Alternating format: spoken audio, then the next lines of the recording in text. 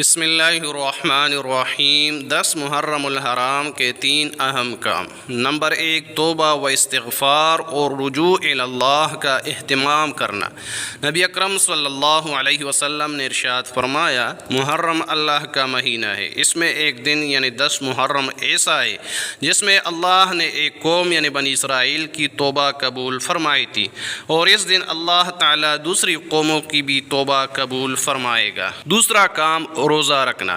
نبی اکرم صلی اللہ علیہ وسلم نے ارشاد فرمایا، میں اللہ سبحانہ و تعالیٰ سے امید رکھتا ہوں کہ وہ یوم عاشوراء یعنی 10 محرم الحرام کے روزے کو گزشتہ سال کے گناہوں کا کفارہ بنا دے گا۔ اور تیسرا کام، اہل و عیال پر فراخ دلی سے خرچ کرنا۔ نبی اکرم صلی اللہ علیہ وسلم نے ارشاد فرمایا، جو شخص عاشوراء کے دن اپنے اہل و عیال پر فراخی سے خرچ کرے گا، اللہ سبحانہ و تعالی اس کے رزق میں سال بھر کشادگی عطا فرمائے گا۔ اللہ تبارک و تعالی ہمیں توفیق عطا فرمائے، آمین ثم آمین۔